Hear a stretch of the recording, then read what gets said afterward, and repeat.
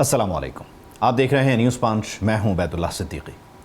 مکے کی تپتی گلیوں سے شروع ہونے والا سفر جب نینوا کی خاک پر پہنچتا ہے تو تاریخ انسانی کا سب سے بڑا فکری اور اخلاقی مارکہ برپا ہوتا ہے۔ محرم کا چاند افق پر نمودار ہوتے ہی کائنات کے شعور میں ایک سوال دوبارہ زندہ ہو جاتا ہے کہ آخر کربلا کیوں ہوئی؟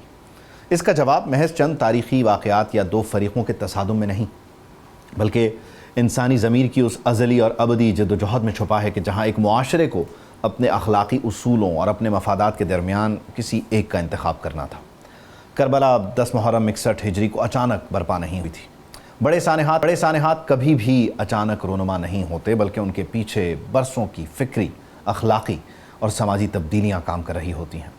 کربلا کے پس پشت ایک ایسا معاشرہ موجود تھا جو آہستہ آہستہ اصولوں سے زیادہ مصلحتوں کو اہمیت دینے لگا، جہاں کردار کے بجائے طاقت کو معیار اور حق کی حمایت کو اخلاقی ذمہ داری کے بجائے ذاتی خطرہ تصور کیا جانے لگا تھا۔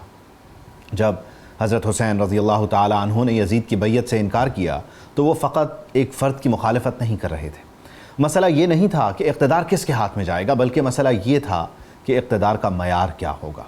کیا ایک معاشرہ صرف سیاسی مصلحت کے نام پر اخلاقی اقدار کا جنازہ قبول کر سکتا ہے؟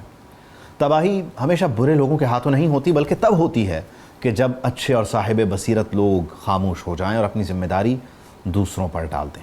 یہ خاموشی آہستہ آہستہ ایک عادت سی بن جاتی ہے اور پھر انسان اپنی زبان سے پہلے اپنے ضمیر کو خاموش کر دیتا ہے۔ یہی وہ مقام تھا جہاں حضرت حسین رضی اللہ تعالی عنہ نے اپنے ضمیر کی آواز کو کسی بھی مصلحت پر ترجیح دی، کیونکہ مصلحت پسندوں کے اس ہجوم میں خاموشی بھی دراصل ایک فیصلہ اور باطل فریق کا انتخاب بن چکی تھی۔ انسان کی قدیم ترین خواہش آزادی ہے۔ اس نے سیاسی جبر، معاشی استحصال اور سماجی پابندیوں کے خلاف ہمیشہ مزاحمت کی ہے، لیکن ان تمام آزادیوں سے پہلے ایک اور بنیادی آزادی ہے، اور وہ ہے آزادی ضمیر۔ ضمیر کی آزادی یہ ہے کہ انسان حق کو حق اور باطل کو باطل کہہ سکے، خواہ اس کے نتیجے میں اسے کتنا ہی بڑا نقصان کیوں نہ اٹھانا پڑے۔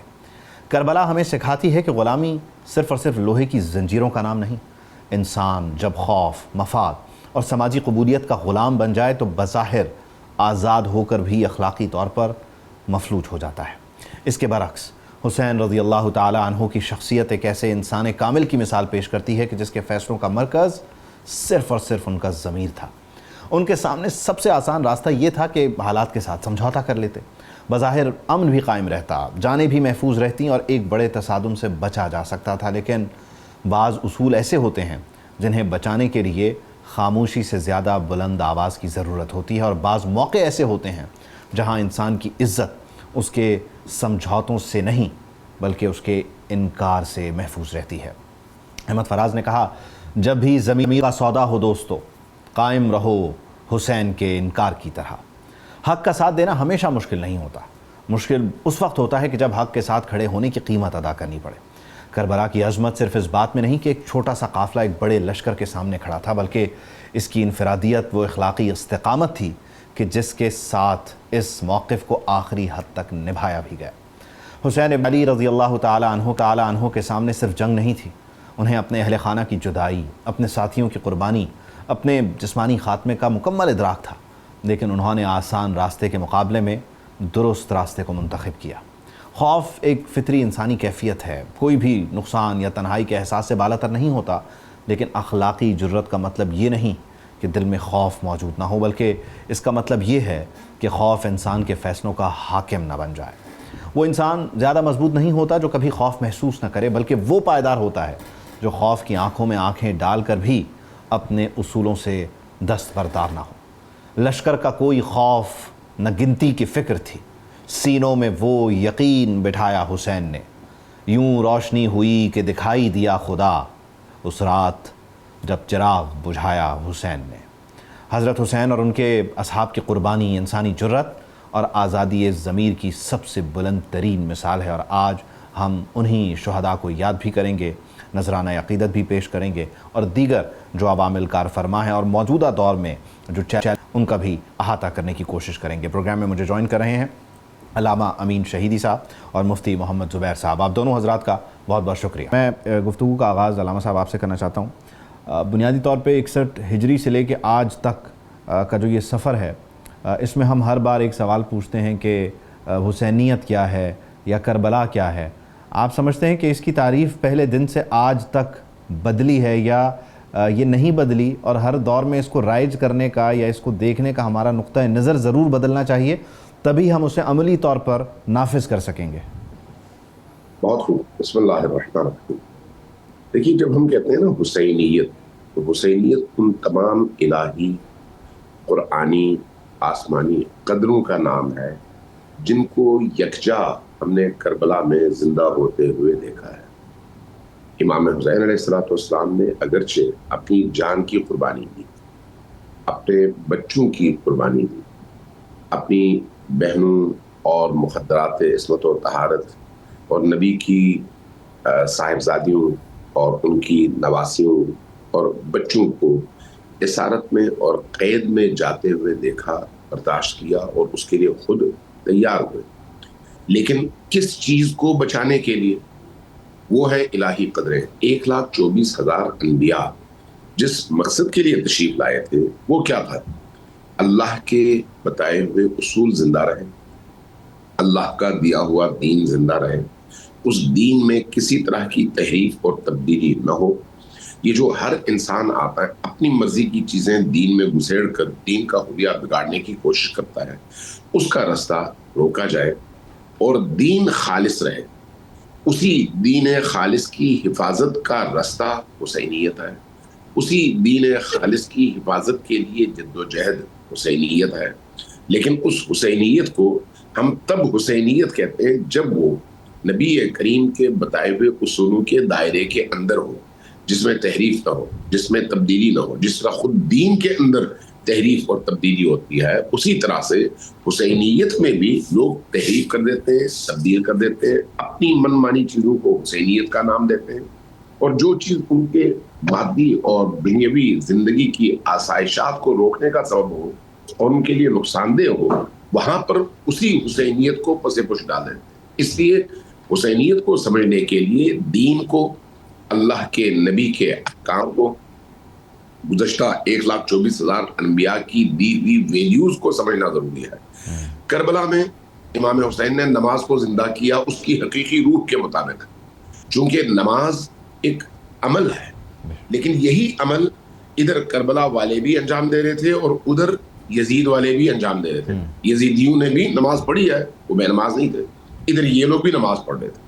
اسی طرح سے یہ لوگ بھی قرآن پڑھ رہے تھے، وہ لوگ بھی قرآن پڑھ رہے تھے۔ اسی طرح سے ان کی بھی لمبی داڑیاں تھیں، ان کی بھی لمبی داڑیاں تھیں، وہ بھی نماز کے اوقات کے پابند تھے، یہ بھی نماز کے اوقات کے پابند تھے۔ تو پھر حسینیت اور یزیدیت کو الگ الگ کرنے کا پیمانہ کیا ہے؟ وہ کردار جس میں انسان اپنی ہر چیز نچھاور کرے لیکن دین کی ان ویلیوز اور قدروں کو بچائے۔ امام حسین نے خود پیاسا رہ کر یزیدیت کو پانی پلایا، یزیدوں کو پانی پلایا، خود اپنے اس قافلے میں جتنا وہ پانی لے کر آئے تھے، حر سے پہلی ملاقات میں 1,000 سوار، 1,000 سواریاں، ان سب کو ایک ایک کر کے پانی پلایا امام حسین نے۔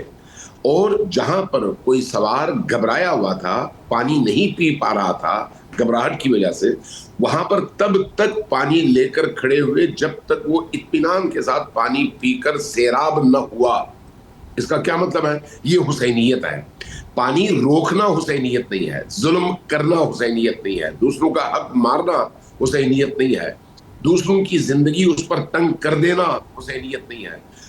حسینیت یہ ہے کہ اپنے دشمن کو بھی وہ آسائشات دو جو تم اپنے لیے چاہتے ہو، اپنے دشمن کو بھی اس نگاہ سے دیکھو جس نگاہ سے اللہ اپنی مخلوق کو دیکھتا ہے۔ اپنے دشمن کے بھی بنیادی حقوق کو ختم نہ کرو، اس کے لیے اہتمام کرو کہ اس کا حق اس کو ملے، اگرچہ وہ تمہارا دشمن ہی کیوں نہ ہو۔ امام حسین علیہ السلام نے کربلا کے میدان میں اس سفر کے پورے آغاز سے لے کر اختتام تک جتنے بھی رویے اپنائے، ان رویوں کو دیکھیں، ان رویوں کا نام حسینیت ہے۔ امام حسین نے جنگ کی ابتدا نہیں کی، یزیدیت نے پہلا تیر پھینکا۔ امام حسین نے مارنے کی ابتدا نہیں کی، یزیدیت کی طرف سے پہلی دفعہ مارنے کا سلسلہ شروع ہوا۔ امام حسین نے ان پر پانی بند نہیں کیا، انہوں نے امام حسین پر پانی بند کیا۔ امام حسین نے جو شخص سامنے نہیں آیا اس کو نہیں مارا، انہوں نے خیموں میں گھس گھس کر بچوں تک پر ظلم کیا اور معصوم علی اصغر جیسی شخصیت کو بھی انہوں نے قتل کیا اور جام شہادت نوش کرنے پر مجبور کیا۔ امام حسین کبھی بھی عورتوں پر ہاتھ نہیں اٹھاتے تھے چونکہ یہ حسینیت کا پیغام ہے، لیکن تعلیمات اسلامی یہی پر بھی وہ سارے مظالم ڈھائے جو مردوں پر بھی کم ڈھائے جاتے ہیں۔ یعنی اگر آپ ان ویلیوز کو علامہ صاحب اسی گفتگو میں مفتی صاحب کو بھی شامل کرتا ہوں۔ مفتی صاحب ہمیں سن بھی رہے ہیں۔ مفتی صاحب بہت شکریہ آپ کا بھی۔ یقینی طور پر جو حسینیت کا درس ہے وہ دین میں تحریف کے راستوں کو روکتا ہے، وہ بنیادی طور پر جو اصل روح ہے اس پر عمل کی طرف ہماری توجہ دلاتا ہے۔ موجودہ دور میں ہم جہاں بہت سارے چیلنجز کا بھی شکار ہیں، وہیں ساتھ ہی ساتھ جدت نے ہمارے ہاں ان تحریفوں کے لیے راستے کو آسان بھی کیا ہے۔ اور میں یہ جب بات کر رہا ہوں تو اس میں میں اس کو سیاہ یا سفید کے اس میں تناظر میں بات نہیں کر رہا، یہ راستہ ہر طرف نکلتا جا رہا ہے اور اس راستے پہ ہر کوئی چلتا ہوا نظر بھی آ رہا ہے معذرت کے ساتھ۔ اس کو روکنے کا اس وقت یعنی اصل جو روح ہے دین حنیف کی اور حسینیت کو زندہ کرنے کی، اس کی آج کتنی ضرورت ہے ہمیں مفتی صاحب؟ بسم اللہ الرحمن الرحیم، نحمدہ و نصلی علی رسول الکریم، اما بعد۔ آپ نے بالکل صحیح کہا کہ آج کے عصر حاضر کے اندر بھی تجدد پسندی، مغربیت اور جدت پسندی نے شاعر اسلام اور دینی احکام کے اندر بھی سو کال فرسودہ اور اپنے زعم کے مطابق کئی غلط جدید راہیں تلاش کی ہیں اور اس میں جدید تصورات کو اس طریقے سے ضم کرنے کی کوشش کی ہے کہ گویا اصل حقیقت شریعت ہی یہ تھی۔ انہی جدید غلط راستوں میں سے ایک راستہ اور ایک تصور آج کے دور کے اندر واقعہ کربلا سے متعلق یہ بھی پایا گیا، کچھ لوگ یہ بھی کہتے ہوئے نظر آتے ہیں کہ نعوذ باللہ یہ دو شہزادوں کی اقتدار کی جنگ تھی۔ میں ابتدا میں ہی یہ کہنا چاہتا ہوں ایسا ہے کہ اس تصور اور پیش کرنے والوں کی سوچ پر خدا کی لعنت ہو۔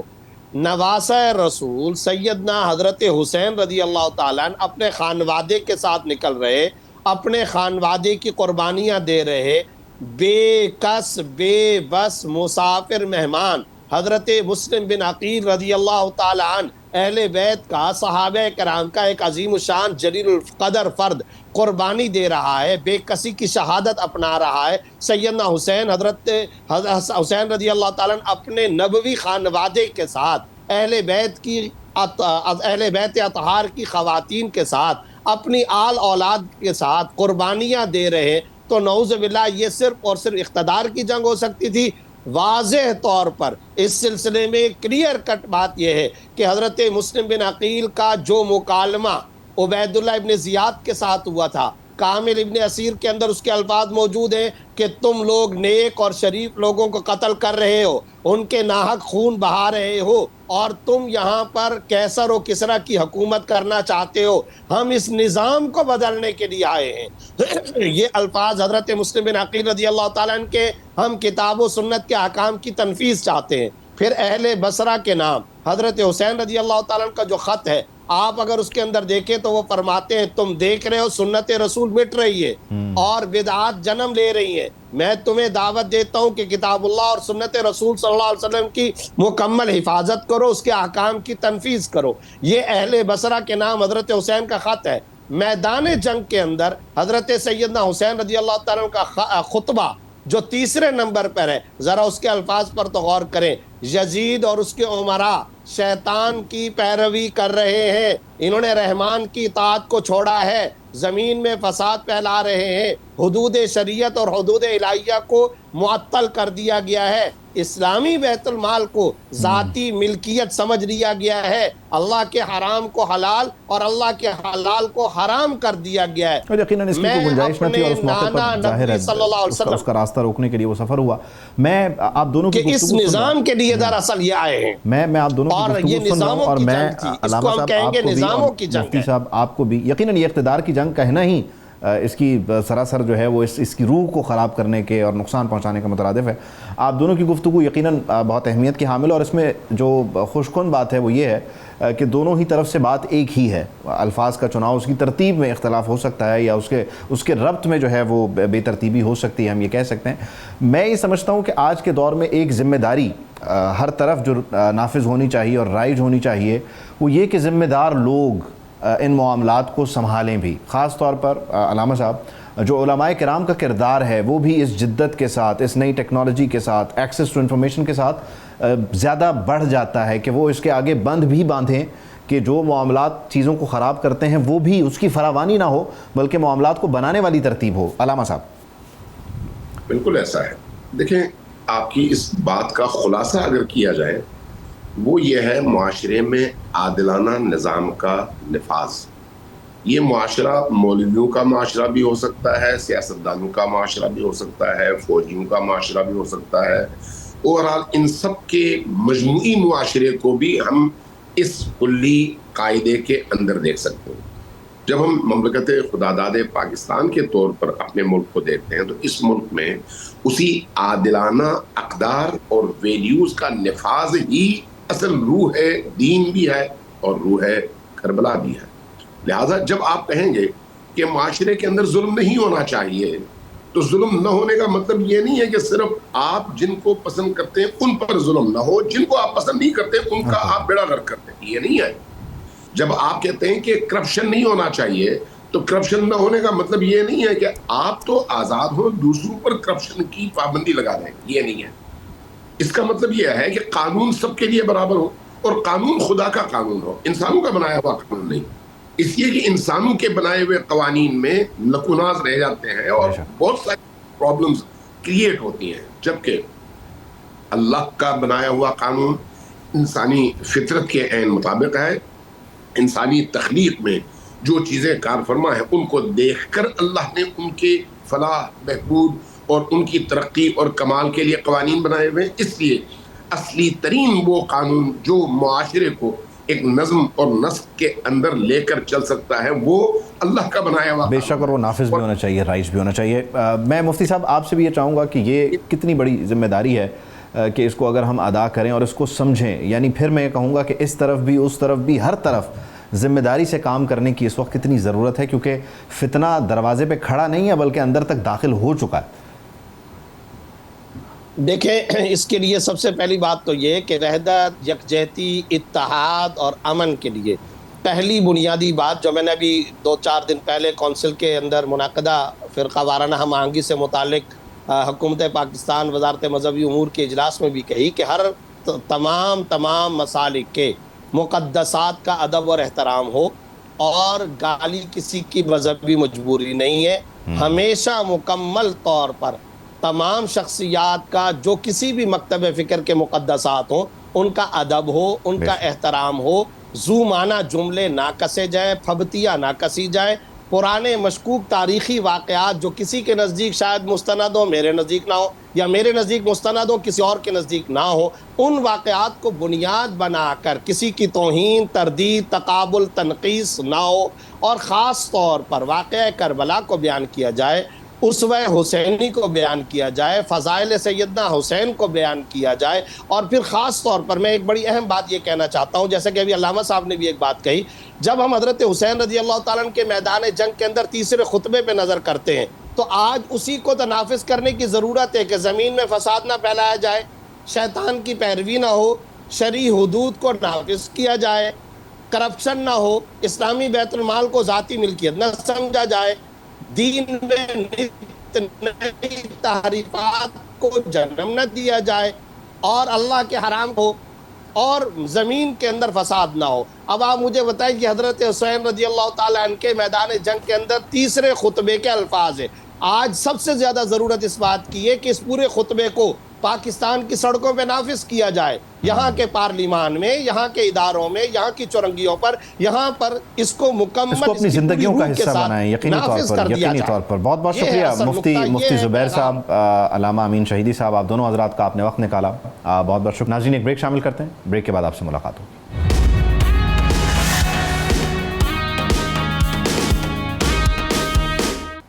پروگرام کے اس حصے میں ہم آپ کو خوش آمدید کہتے ہیں، اور یقینی طور پر جو 10 محرم الحرام کی مناسبت سے گفتگو ہے، ہمارے ہاں اتحاد کے معاملات ہیں اور ساتھ ہی ساتھ دیگر جو موضوعات ہیں ان پر علماء کرام کی رائے آپ نے سنی ہے، ان کے جو مفید نصیحتیں ہیں وہ آپ کے سامنے ہم نے پیش کی ہیں۔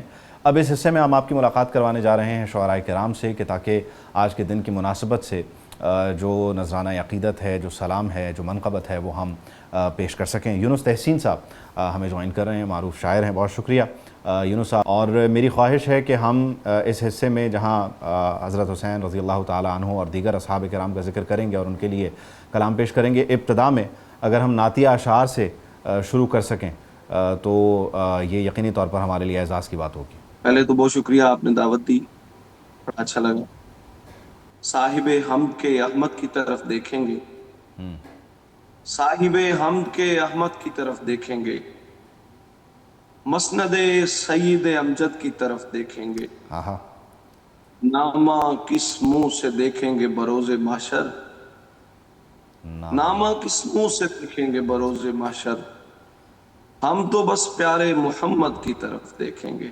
بے شک، سبحان اللہ سبحان اللہ سبحان اللہ۔ آپ جب اپنے غلاموں میں پکاریں گے مجھے، آپ جب اپنے غلاموں میں پکاریں گے مجھے، بادشاہ اٹھ کے میرے قد کی طرف دیکھیں گے، بادشاہ اٹھ کے میرے قد کی طرف دیکھیں گے۔ کیا بات ہے، بہت شکریہ، بہت بہت شکریہ۔ اب ظاہر ہے جب کوئی ہاں جی مکمل کیجیے۔ جب کوئی رحمت سرکار کی حد ہے ہی نہیں، جب کوئی رحمت سرکار کی حد ہے ہی نہیں، سر پھرے ہوں گے جو پھر حد کی طرف دیکھیں گے۔ سر پھرے ہوں گے جو پھر حد کی طرف دیکھیں گے۔ اچھا یونس تحسین صاحب، ظاہر ہے کہ ہم آج کے دن شہدائے کربلا کو یاد کر رہے ہیں، حضرت حسین رضی اللہ تعالیٰ عنہ کے لیے بھی آپ نے مختلف موقعوں پر مختلف کلام جو ہے وہ ترتیب دیا ہے، پیش کیا ہے، تو آپ کو یہ اختیار حاصل ہے کہ آپ اس میں سے کیا آج نظر کرنا چاہیں گے؟ جی میں کچھ اشعار سناتا ہوں۔ نبی کے بوسوں کی بارشوں میں بڑے ہوئے تھے، شعر دیکھیے گا، نبی کے بوسوں کی بارشوں میں پڑے ہوئے تھے، جو سر کٹے ایک تشتری میں پڑے ہوئے تھے۔ نبی کے بوسوں کی بارشوں میں پڑے ہوئے تھے، جو سر کٹے ایک تشتری میں پڑے ہوئے تھے۔ سنا ہے قرآن پڑھ رہے تھے وہ لب مسلسل، سنا ہے قرآن اگرچہ ان کے گلے میں نیزے اڑے ہوئے تھے۔ سنا ہے قرآن پڑھ رہے تھے وہ لب مسلسل، اگرچہ ان کے گلے میں نیزے اڑے ہوئے تھے۔ میاں ہم ان کی مخالفت میں کھڑے رہیں گے، میاں ہم ان کی مخالفت میں کھڑے رہیں گے، حسین جن کی مخالفت میں کھڑے ہوئے تھے۔ بے شک بے شک بے شک، حسین جن کی مخالفت میں کھڑے ہوئے تھے۔ اچھا وہ آپ کا شعر ہے نا کہ تیروں کی بارش میں پڑھی عصر کی نماز، وہ بھی اگر آپ یہاں پہ عطا کیجیے۔ جی میں وہ بھی سنا دوں گا انشاءاللہ۔ کہ دو شعر مجھے یاد آ رہے ہیں کہ آنکھوں کا نور سینے کی ٹھنڈک حسین ہے، آنکھوں کا نور سینوں کی ٹھنڈک حسین ہے، میرا یقین و مذہب و مسلک حسین ہے۔ واہ واہ، میرا یقین و مسلک و مذہب حسین ہے۔ سینے کے بائیں سمت میں ایک دل ہے میرے دوست، سینے کے بائیں سمت میں ایک دل ہے میرے دوست، اس دل میں زندگانی کی دھک دھک حسین ہے۔ واہ، وہ آپ نے جو فرمائش کی تیروں کی بارش، کہ سجدے سے نیزے تک کا سفر دیکھتے رہو، سجدے سے نیزے تک کا سفر دیکھتے رہو، جب تک نظر ہے اہل نظر دیکھتے رہو، سجدے سے نیزے تک کا سفر دیکھتے رہو، جب تک نظر ہے اہل نظر دیکھتے رہو، باقی تمام سمتوں سے آنکھوں کو پھیر کر جس سمت ہے حسین ادھر دیکھتے رہو، جس سمت ہے حسین ادھر دیکھتے رہو، باقی تمام سمتوں سے آنکھوں کو پھیر کر جس سمت ہے حسین ادھر دیکھتے رہو، تیروں کی بارشوں میں پڑھی عصر کی نماز، تیروں کی بارشوں میں. تیروں کی بارشوں میں پڑھی عصر کی نماز، تربیت نبی کا ثمر دیکھتے رہو، واہ، تربیت نبی کا تربیت نبی کا ثمر دیکھتے رہو.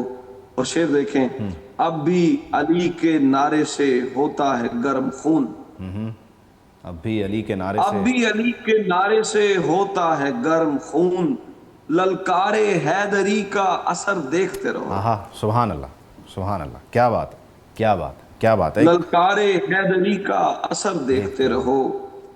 اللہ کی رضا کو نبھاتے ہیں کس طرح، اللہ کی رضا کو نبھاتے ہیں کس طرح، میدان کربلا میں بشر دیکھتے رہو، کیا کہنے، کیا کہنے، کیا کہنے.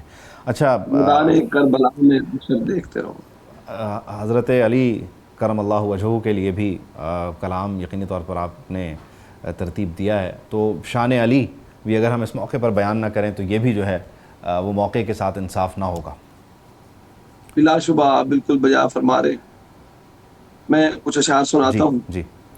کہ وارفتہ ہیں پروردہ احسان علی ہیں، وارفتہ ہیں پروردہ احسان علی ہیں، مجنون ہیں دم مست مریدان علی ہیں، اتنا ہی نہیں ہے کہ محبان علی ہیں، ہم لوگ غلامان علی ہیں، کیا کہنے، کیا کہنے. بو زر کے عقیدے سے ہیں قربان علی ہیں، سلمان کے دیوانے سلیمان علی ہیں، کیا کہنے، کیا کہنے. کیا سالک و مجذوب ولی غوث کلندر، سب اہل صفا پہلے فدایان علی ہیں. بے شک، بے شک. اچھا، ہم سے نہ لکھے جائیں گے، ہم سے نہ لکھے جائیں گے دنیا کے قصیدے، ہم خاک نجف لوگ غزل خان علی ہیں، اپنی یہی معراج ہے عزت بھی یہی ہے، ہم کشتہ بدن کشت گلستان علی ہیں. کیا کہنے، کیا کہنے.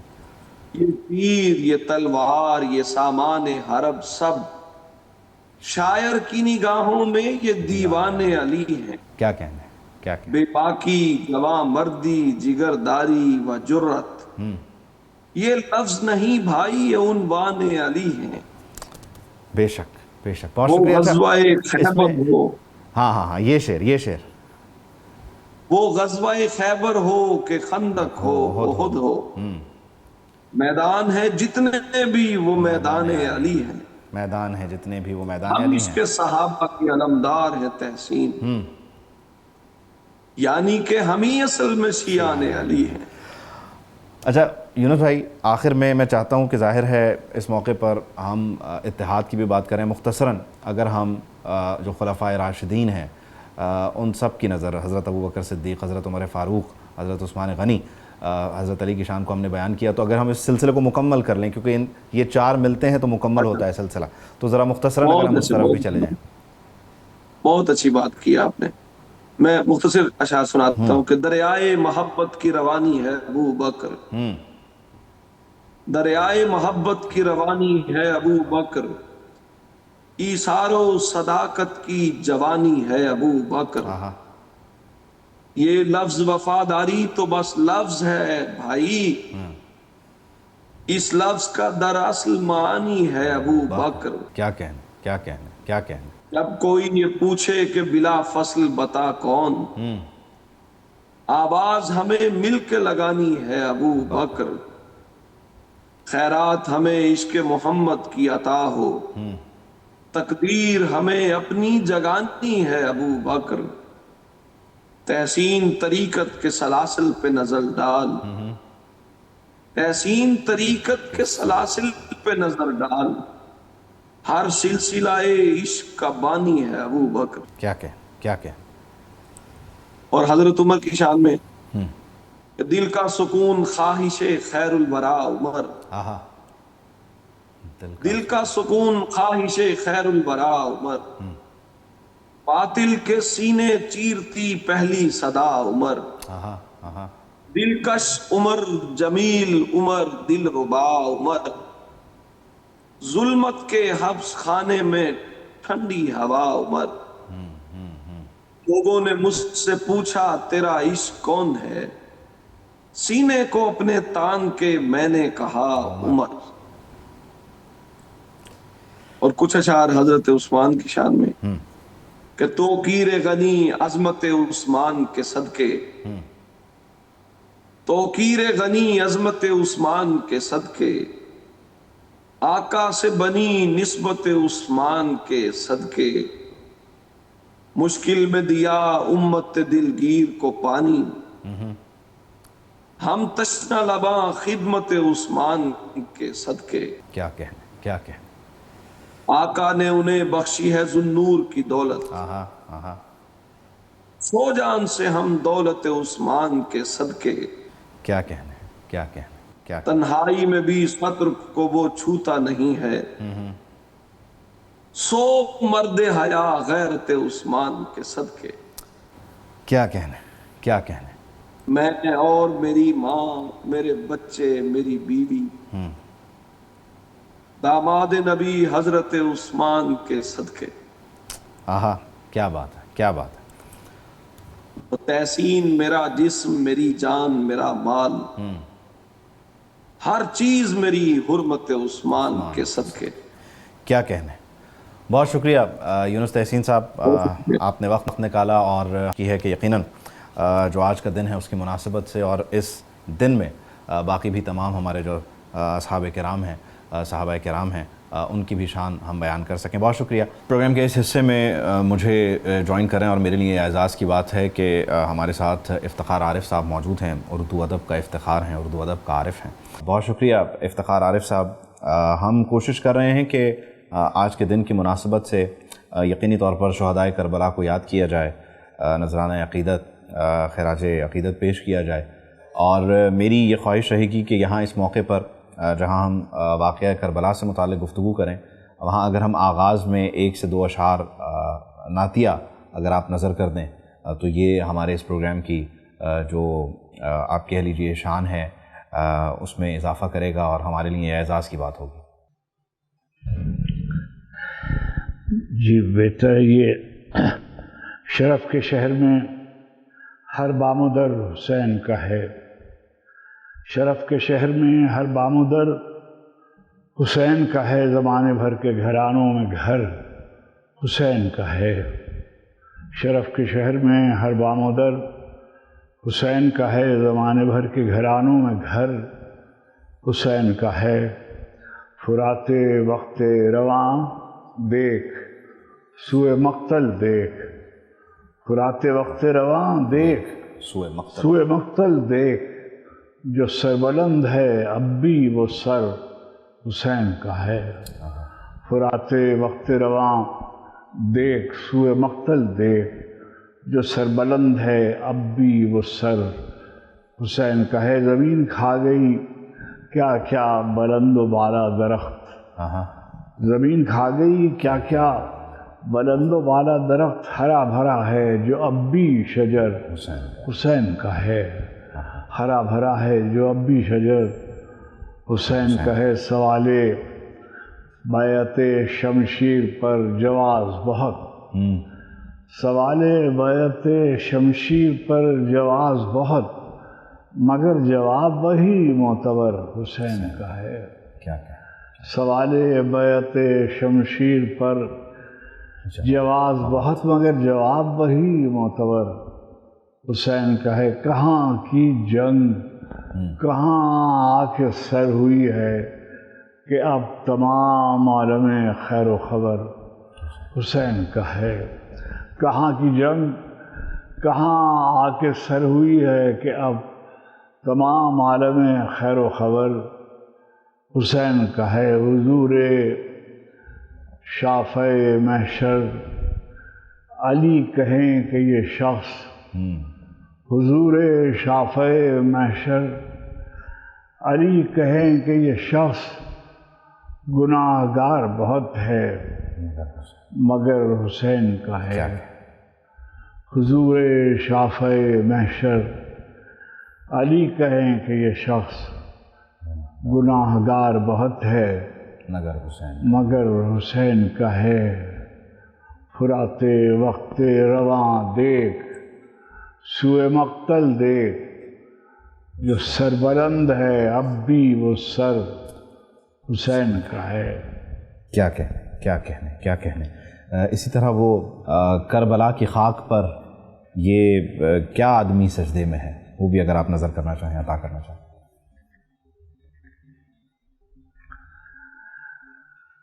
کربلا کی خاک پر کیا آدمی سجدے میں ہے، کربلا کی خاک پر کیا آدمی سجدے میں ہے، موت رسوا ہو چکی ہے، زندگی سجدے میں ہے۔ کربلا کی خاک پر کیا آدمی سجدے میں ہے، موت رسوا ہو چکی ہے، زندگی سجدے میں ہے۔ وہ جو ایک سجدہ علی کا بچ رہا تھا وقت فجر، وہ جو ایک سجدہ علی کا بچ رہا تھا وقت فجر، فاطمہ کا لال شاید اب اسی سجدے میں ہے۔ وہ جو ایک سجدہ علی کا بچ رہا تھا وقت فجر، فاطمہ کا لال شاید اب اسی سجدے میں ہے۔ وہ جو عاشورے کی شب گل ہو گیا تھا ایک چراغ، وہ جو عاشورے کی شب گل ہو گیا تھا ایک چراغ، اب قیامت تک اسی کی روشنی سجدے میں ہے۔ اب قیامت تک اسی کی روشنی سجدے میں ہے۔ وہ جو عاشورے کی شب گل ہو گیا تھا ایک چراغ، اس پہ حیرت کیا لرز اٹھی زمین کربلا، اس پہ حیرت کیا لرز اٹھی زمین کربلا،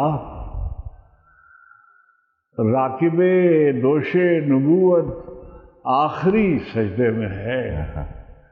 اس پہ حیرت کیا لرز اٹھی زمین کربلا، راکب دوش نبوت آخری سجدے میں ہے۔ کربلا کی خاک پر کیا آدمی سجدے میں ہے، موت رسوا ہو چکی ہے، زندگی سجدے میں ہے۔ افتخار صاحب، ظاہر ہے یہ ہمیشہ ایک چیلنج رہا ہے کہ مختصر وقت میں آپ سے زیادہ گفتگو کی جائے، لیکن میں چاہوں گا کہ ٹورڈز دی اینڈ اب اس کو سمیٹتے ہوئے ہم سلام کی طرف اگر آئیں، اور وہ بلکہ کیا آپ نے کہا ہے کہ داد دیں خادمہ عالم، سلام ہو تو ایسا ہو، اس کے ساتھ ہی میں چاہوں گا کہ آپ یہاں اگر سلام پیش کریں ہمارے پروگرام میں تو یقیناً ہم بھی اس کا حصہ بن سکیں گے۔ کہ ماتم جاگ اٹھے اہتمام ایسا تو ہو، فرش ماتم جاگ اٹھے اہتمام ایسا تو ہو، داد دیں مخدومہ عالم سلام ایسا تو ہو۔ فرش ماتم جاگ اٹھے اہتمام ایسا تو ہو، داد دیں مخدومہ عالم کلام ایسا تو ہو۔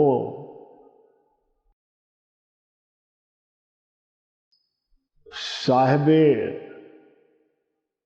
خود بلاغت جس پر نازاں ہو، کلام ایسا تو ہو۔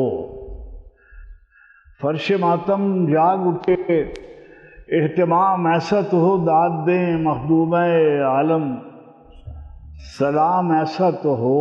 خود بلاغت جس پر نازاں ہو، کلام ایسا تو ہو۔ صاحب نہج البلاغہ کا غلام ایسا تو ہو۔ خود بلاغت جس پر نازاں ہو، کلام ایسا تو ہو۔ صاحب نہج البلاغہ کا غلام ایسا تو ہو۔ صاحب نہج البلاغہ کون؟ باب شہر علم۔ صاحب نہج البلاغہ کون؟ باب شہر علم، جن کو آقا خود کہیں مولا امام ایسا تو ہو، اب قیامت تک یہ ریگے گرم ہے خاک شفا، اب قیامت تک یہ ریگے گرم ہے خاک شفا، سجدگاہ شاہدی کا احترام ایسا تو ہو، اب قیامت تک یہ ریگے گرم ہے خاک شفا، سجدگاہ شاہدی کا احترام ایسا تو ہو، سجدگاہ آخری دم تک میرے لب پر رہے نام حسین، آخری دم تک میرے لب پر رہے نام حسین، میرے مالک زندگی کا اختتام ایسا تو ہو، آخری دم تک میرے لب پر رہے نام حسین، میرے مالک زندگی کا اختتام ایسا تو ہو، داد دیں محبوب عالم سلام ایسا تو ہو۔ بہت شکریہ افتخار عارف صاحب صاحب، نہج البلاغہ کا غلام ایسا تو ہو۔ شکریہ افتخار عارف صاحب ہمارے ساتھ موجود تھے، اور یقینی طور پر یہ ہمارے لیے اعزاز کی بات تھی کہ ہم آج اپنے پروگرام کے ذریعے شہدائے کربلا کو یاد بھی کر رہے تھے، بلکہ افتخار عارف صاحب کے ہی شعر کے ساتھ ہم اس پروگرام کا اختتام کرتے ہیں۔ حسین تم نہیں رہے، تمہارا گھر نہیں رہا، مگر تمہارے بعد ظالموں کا ڈر نہیں رہا۔ کوشش کریں کہ اپنی زندگی میں حسینیت کو زندہ کریں، کربلا کے اس پیغام کو سمجھیں کہ جو اس کی اصل روح ہے، اور اس کے مطابق اپنی زندگی کو گزارنے کی کوشش کریں۔ پروگرام سے مجھے اجازت دیجیے، پروگرام کرتے ہوئے کوئی غلطی کوئی سہو تو اپنے رب کے حضور معافی کا خواستگار ہوں۔ آپ سے ملاقات ہوگی انشاءاللہ پیر کے روز، اجازت دیجیے، اللہ حافظ۔